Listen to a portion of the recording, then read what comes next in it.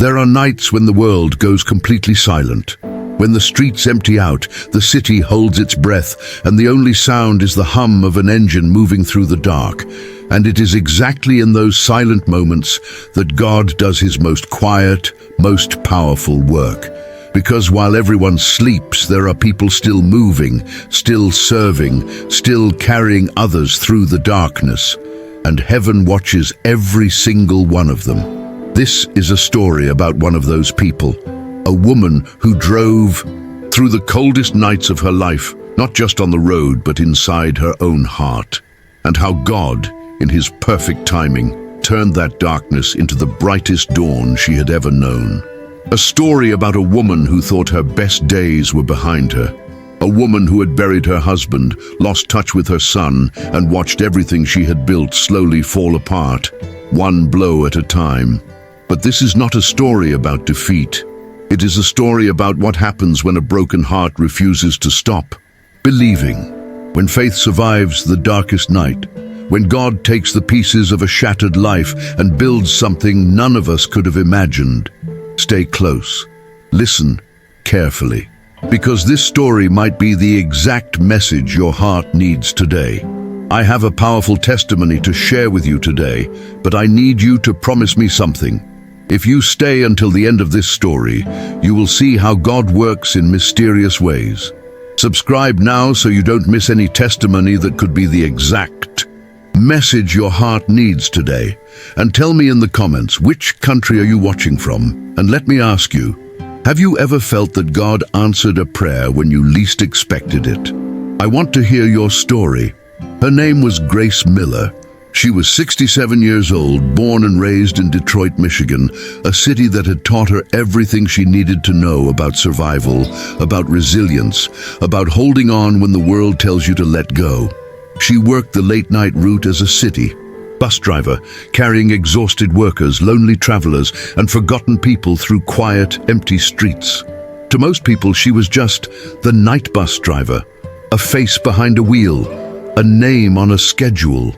But to God, she had always been seen.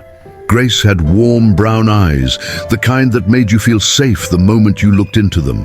Her skin was softly lined, marked by a lifetime of endurance, of laughter, of tears she had shed in private and never spoken about.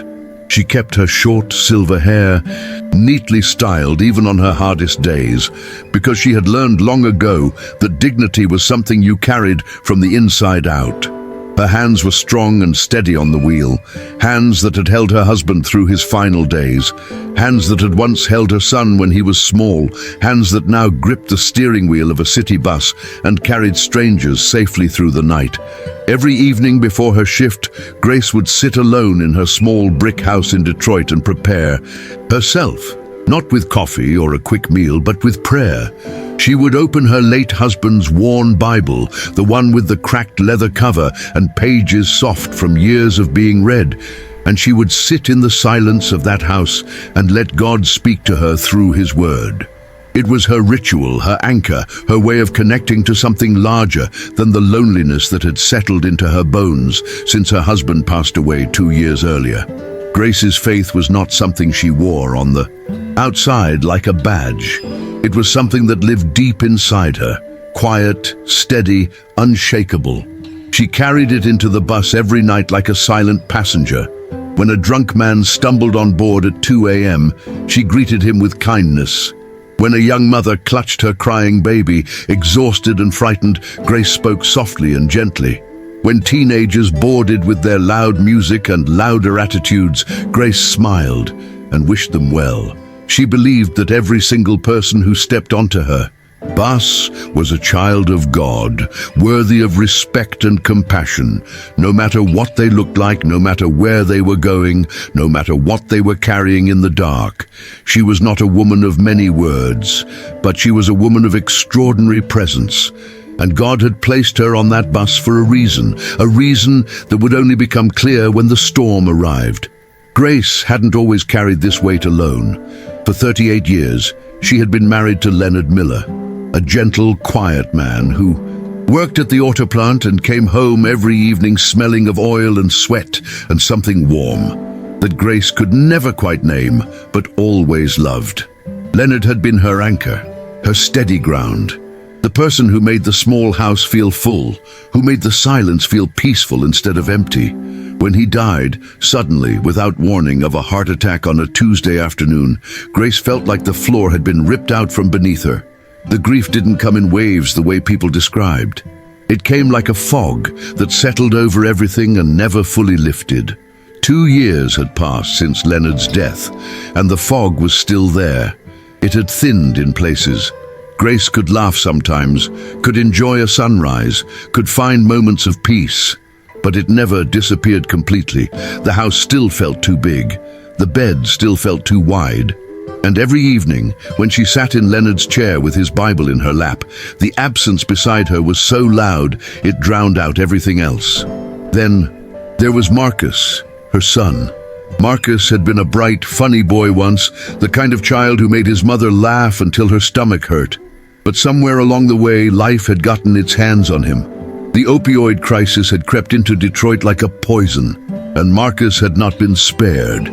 Grace had watched her son disappear into addiction over the course of several agonizing years. She had begged him to get help. She had cried herself to sleep more nights than she could count. She had prayed for him with a desperation that felt like drowning. But addiction is a cruel beast, and by late 2025, Marcus had stopped answering her calls entirely. Grace didn't know where he was. She didn't know if he was alive. She just didn't know. The end of 2025 brought one blow after another, each one landing on a heart already bruised and tender. In November, Grace was still deep in the anniversary grief of Leonard's passing. The house felt colder than ever. The nights felt longer. She drove her bus route, in silence, greeting passengers with a smile that cost her more energy than she had, and came home each morning to a quiet that pressed against her chest like a physical weight. Then, December arrived, and with it, the first crack in the foundation. Her old car, the one she used for errands, for trips to the grocery store, for the rare outing that gave her a break from the bus, broke down beyond repair. The mechanic shook his head sadly. "Mrs. Miller, this thing is done." Grace couldn't afford a replacement.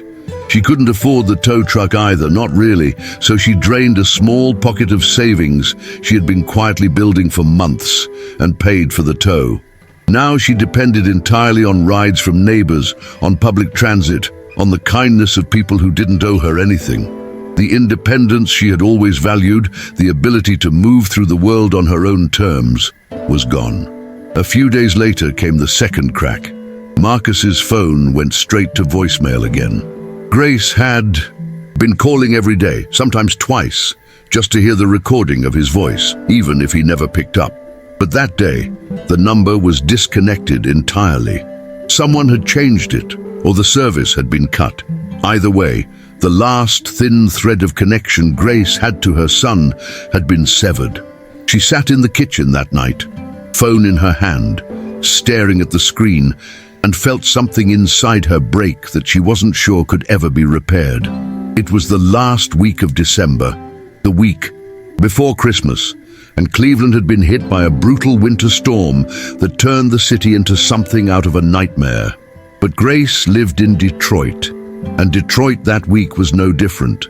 Bitter cold, heavy wind, streets slick with ice, the sky pressing down like a dark grey ceiling that refused to lift. The kind of weather that makes you feel small, that makes you feel like the world is indifferent to whether you survive it or not. Grace had just finished her shift, one of the longest of her life. The roads had been terrible. The bus had skidded twice on black ice. A passenger had gotten sick in the back, and Grace had stayed an extra 40 minutes after her route ended to help clean it up because no one else was willing. By the time she pulled into the depot, her body ached, her eyes burned with exhaustion, and her heart felt heavier than the winter sky above her. She sat in the driver's seat for a long time after she turned off the engine, unable to move. The depot was quiet. Most of the other drivers had already gone home. The fluorescent lights buzzed overhead, casting everything in a pale, sickly glow. Outside, the wind howled against the windows, rattling them in their frames. Snow fell in thick, steady sheets, burying the parking lot in white. Grace pressed her forehead against the steering wheel and closed her eyes.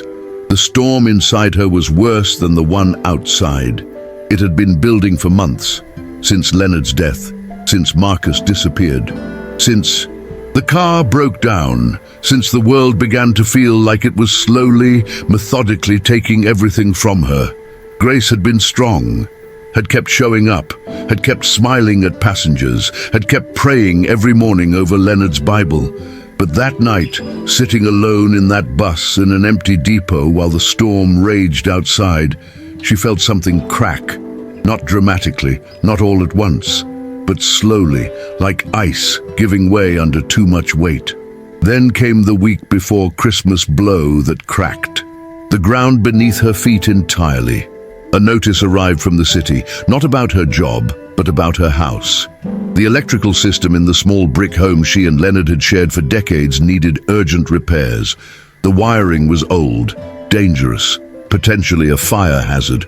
The city gave her a deadline: fix it, or the house could be deemed unsafe to live in. The cost was staggering, money Grace simply did not have. Money that felt like an impossible mountain at the end of an already impossible road. That night, the night after the notice arrived, Grace knelt beside her bed in the dark. Leonard's Bible sat open on the nightstand, the lamplight casting a warm glow across its worn pages. But Grace wasn't reading. She was praying. And for the first time in a long time, the prayer didn't come out in words. It came out in tears. Silent, exhausted, desperate tears that said everything her voice couldn't. "God," she finally whispered, her voice barely audible. "I feel lost. I feel completely and utterly lost. Show me the way forward, because I can't find it on my own anymore." The house was silent. The storm outside continued its assault on the city, and Grace stayed on her knees, surrendered, broken open, waiting, not for an answer, but for the strength to believe that one might still come. It was a few nights later, still that last, brutal week of December, when Grace was driving her late-night route through the quietest part of the city. The streets were nearly empty. The streetlights cast pools of orange against the dark, and between them the shadows were thick and deep. Grace drove in silence, her hands steady on the wheel despite the exhaustion that pulled at every part of her body. Stop after stop, no one boarded. The bus was almost completely empty. Then, at a stop near the hospital district, the doors opened and a young woman stepped on. She was 19. Grace could tell by the way she moved, young but already carrying something heavy. Her name, Grace would later learn, was Aaliyah. But in that moment she was just a girl with dark, tired eyes, trembling hands, and a bus fare she fumbled for with fingers that wouldn't stop shaking. Aaliyah sat down 3 rows behind Grace, near the middle of the bus. At first, Grace didn't notice anything unusual. Passengers boarded, sat, rode in silence and got off. That was the rhythm of the night route. But after a few minutes, something caught Grace's attention. A sound, not crying exactly, something worse. Labored, gasping breathing, the kind that comes when the body is fighting itself. Grace glanced in the rearview mirror and saw Aaliyah slumped sideways in her seat, her face pale as paper, her lips dry and cracked, her eyes half open and glassy. Grace had seen this before. She had driven long enough, seen enough passengers in enough states of distress to recognize what was happening. Aaliyah's body was shutting down. This wasn't exhaustion or anxiety or fear. This was medical. This was serious. This was dangerous. Grace's heart rate spiked, but her hands on the wheel stayed perfectly steady. She had learned a long time ago that panic helps no one. Calm does. For just a second, one brief, human second, Grace felt the familiar pull of helplessness. She was 67 years old. She was exhausted. She was in the middle of her own storm. What could she possibly do? But the voice inside her, the one she had learned to recognize as God's quiet whisper, spoke clearly. Pull over. Go to her. Be my hands. And Grace obeyed. Grace pulled the bus to the curb immediately, smooth, calm, controlled, the way she had been trained to handle emergencies. She set the hazard lights flashing, unbuckled her seatbelt, and walked toward Aliyah. The few other passengers on the bus stirred, confused. One man looked up from his phone. A teenager in the back kept scrolling. No one moved. No one offered to help. Grace didn't wait for them. She knelt beside Aliyah's seat, her knees aching against the hard floor of the bus, and gently took the girl's face in her hands. "Honey," she said softly, "can you hear me? My name is Grace. I'm going to help you." Aliyah's eyes fluttered.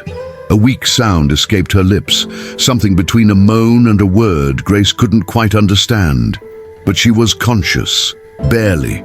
Grace reached into her jacket pocket and pulled out her phone with one hand while keeping the other on Aliyah's shoulder, steady and grounding.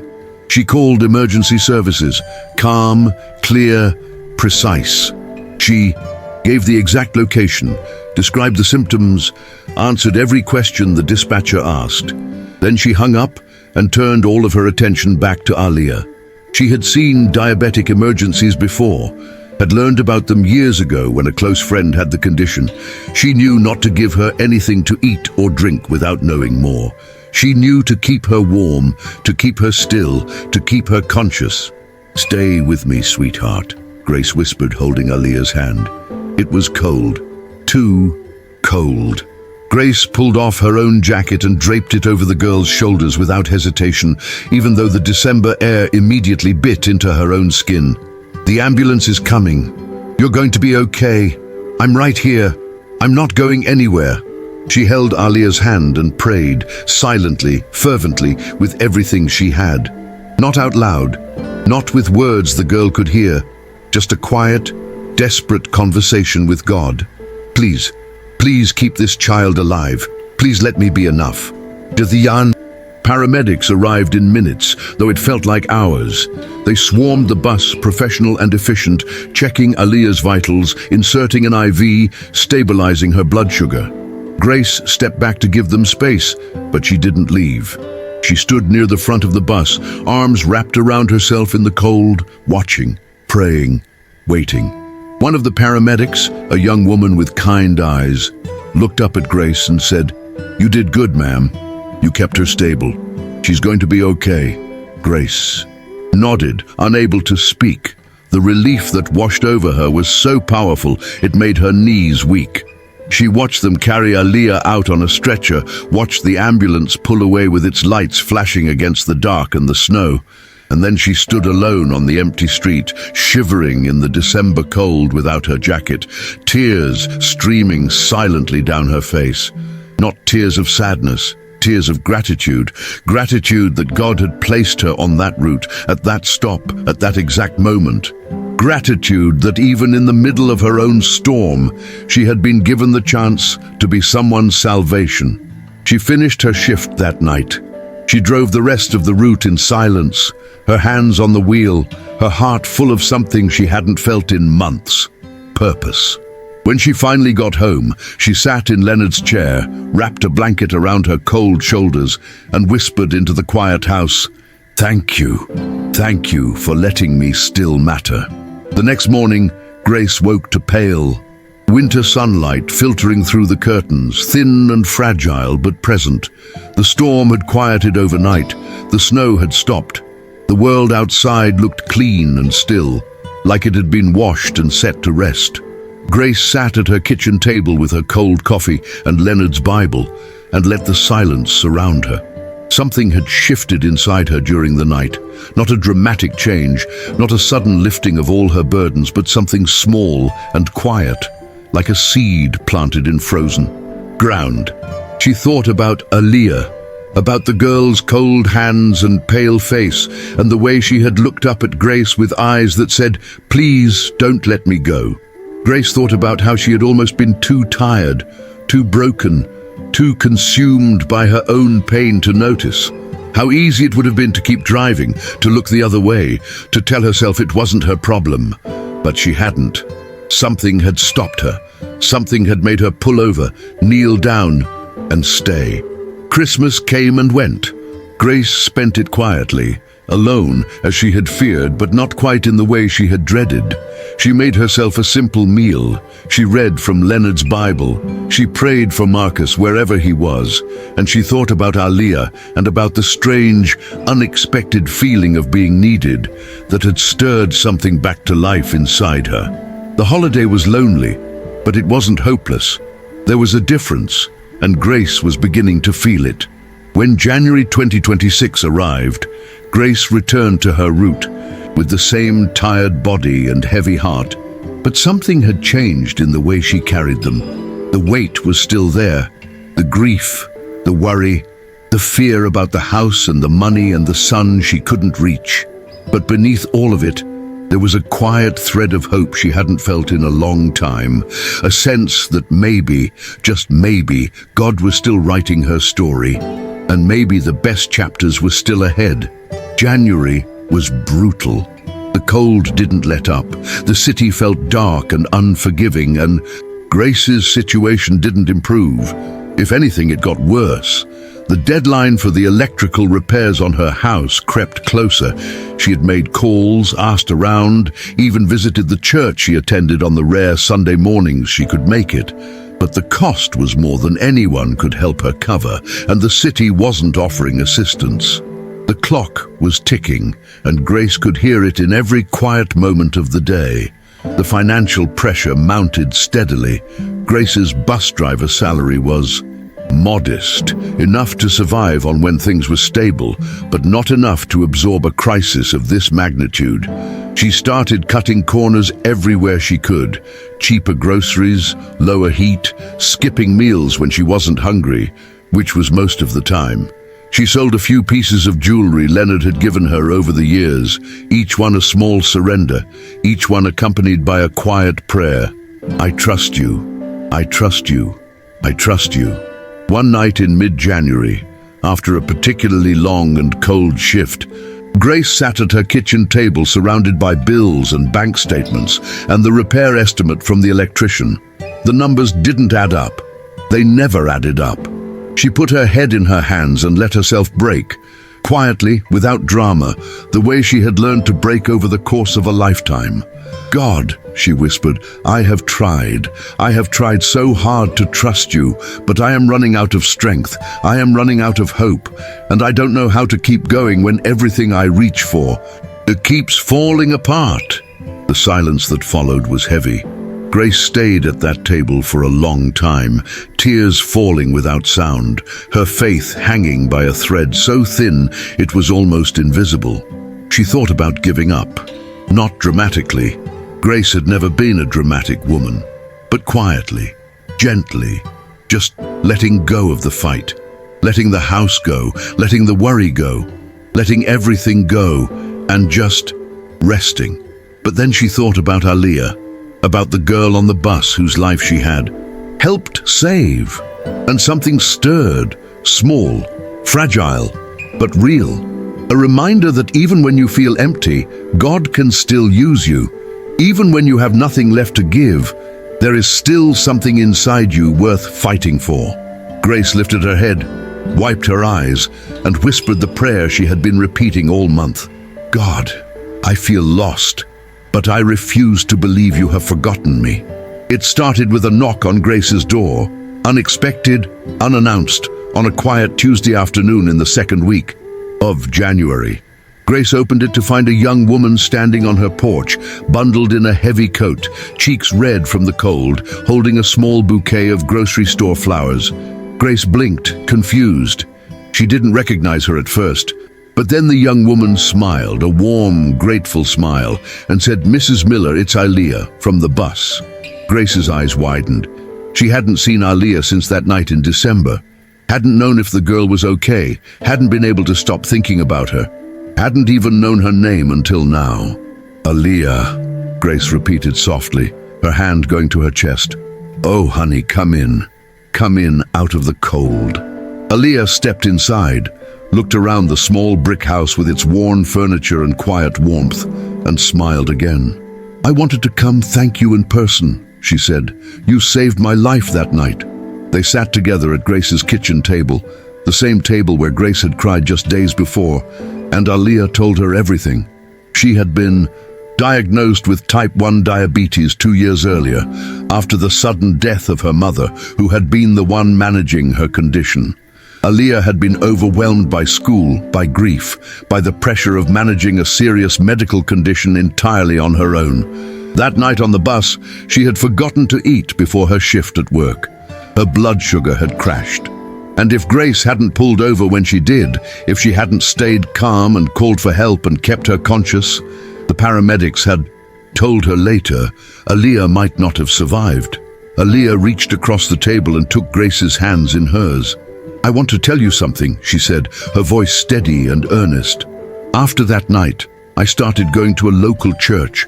I started talking to people, really talking, not just going through the motions, and I told them about you, about what you did, about how this 67-year-old bus driver stopped in the middle of a storm and gave me her own jacket and held my hand and prayed for me." She paused. "And someone on the church board, someone who knows people at the city, heard about the electrical problem at your house." Grace felt the air leave her lungs. "What do you mean?" she whispered. Aaliyah smiled gently. "They're going to help, Mrs. Miller. A local charity connected to the church has the funds. They want to cover the full cost of the repairs. All of it." Grace couldn't speak. She sat there, hands trembling in Aaliyah's grip, tears streaming down her weathered face. Not tears of sadness, not tears of despair. Tears of a gratitude so deep, so overwhelming, it felt like the ground beneath her had finally stopped shaking. But the miracle didn't stop there. That same afternoon, while Grace was still sitting at the kitchen table trying to absorb what had just happened, her phone rang. The number was unfamiliar. She almost didn't answer. But something, that quiet voice again, the one she had learned to trust, told her to pick up. "Mom," the voice on the other end was rough, broken, but unmistakably familiar. "Mom, it's me, it's Marcus." Grace pressed her hand over her mouth to keep from sobbing. "Marcus," she breathed. "Marcus, where are you? Are you okay?" There was a long pause. Then quietly, "I'm in a rehab facility in Toledo. I checked myself in 2 weeks ago. Mom, I'm trying. I'm really trying this time. And I wanted you to know."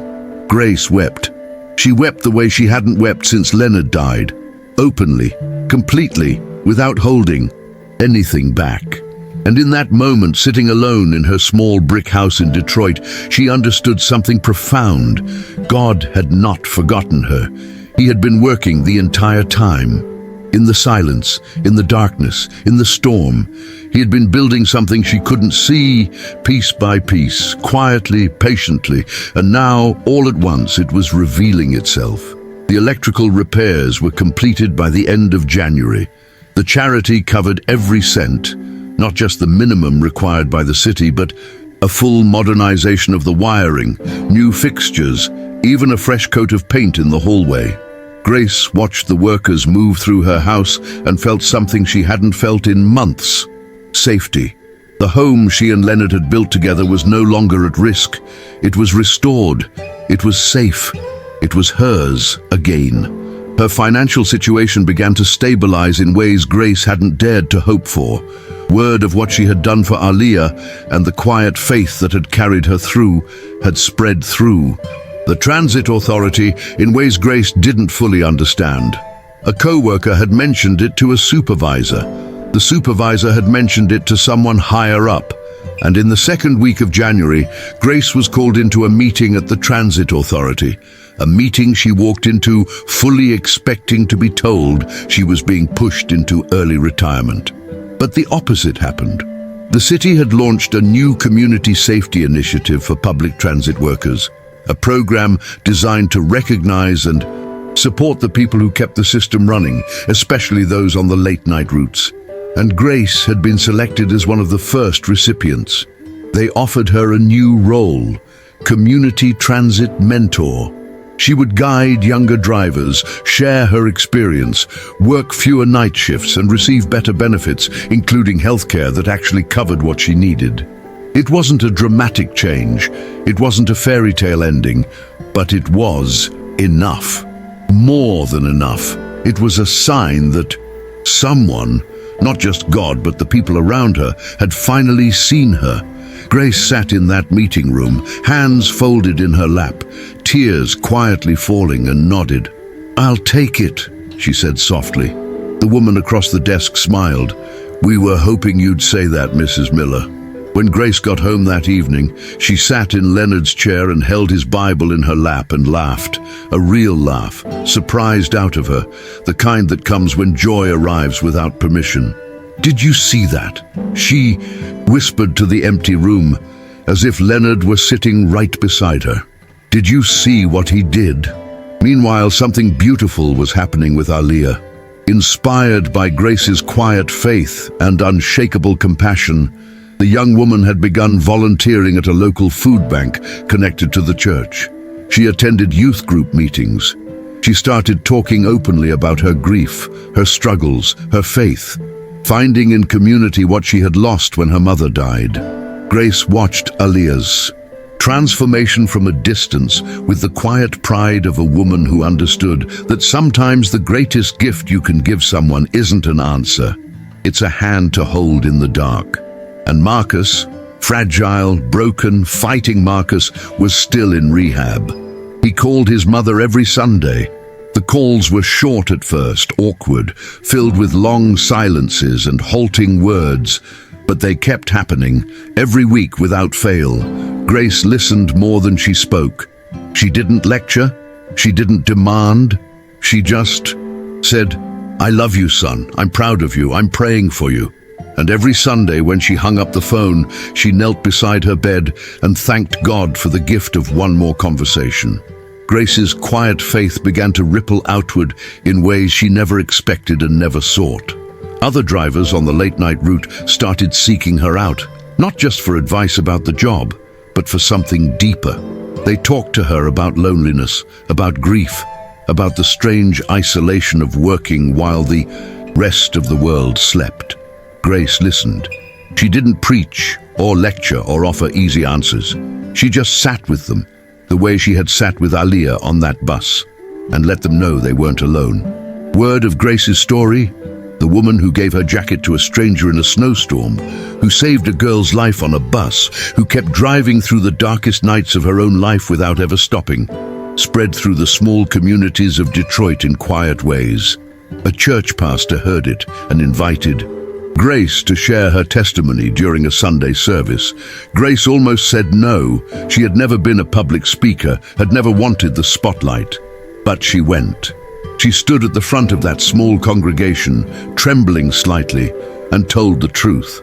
Not a polished version, not a cleaned-up story with neat edges, just the truth, the grief, the fear, the nights she thought she couldn't survive, and the God who had shown up in the most unexpected ways.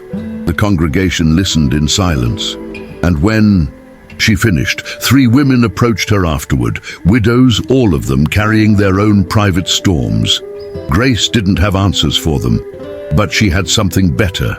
She had proof, living, breathing proof that faith can survive the darkest season, that God works in silence before he speaks out loud, that even at 67, even when everything feels lost, a new chapter can begin.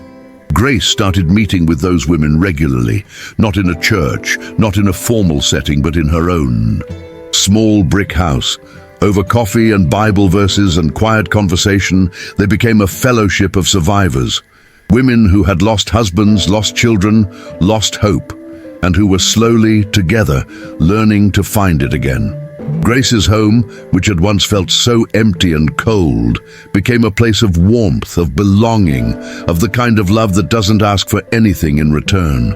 By the end of January, Grace's life looked different. Not perfect, not by any measure. The grief was still there.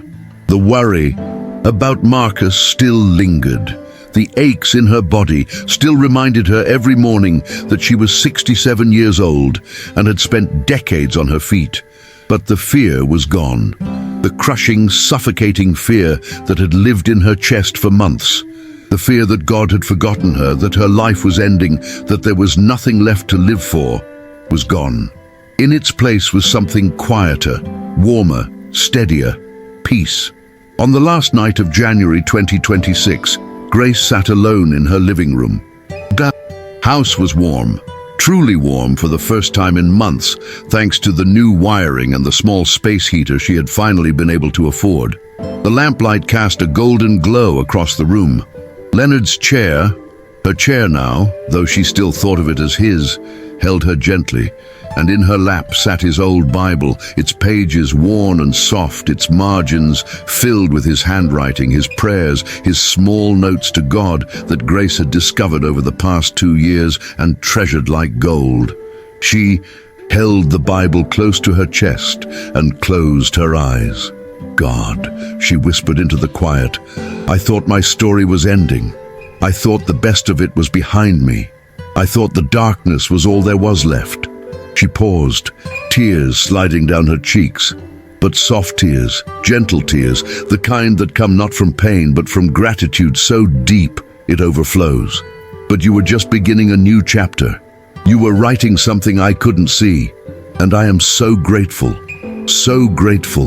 that I didn't give up, that I kept driving, that I kept believing, even when I couldn't see the road."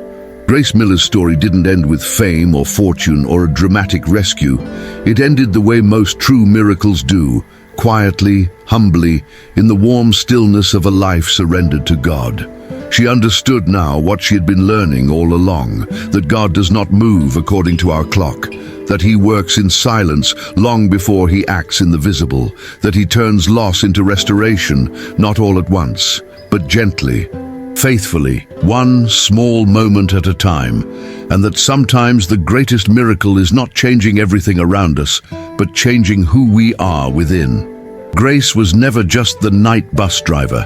She was a woman seen by God, a woman carried by faith through the darkest roads, a woman whose broken heart became a bridge for others to find their way home. And her story? It continues in every life she touched, every woman she sat with, every soul she reminded that even in the coldest, darkest night, the dawn is always coming. If you made it this far, it was not by chance. God placed this story in front of you because you needed to hear it. Now I want you to do something for me. Subscribe to the channel so you can keep receiving these stories that feed the soul. And in the comments, tell me which country you are from and share this with me. What did this testimony leave in your heart? Is there something in your life you need to surrender to God today? Share your prayer, your pain, or your joy. Here we are a family, and your story matters.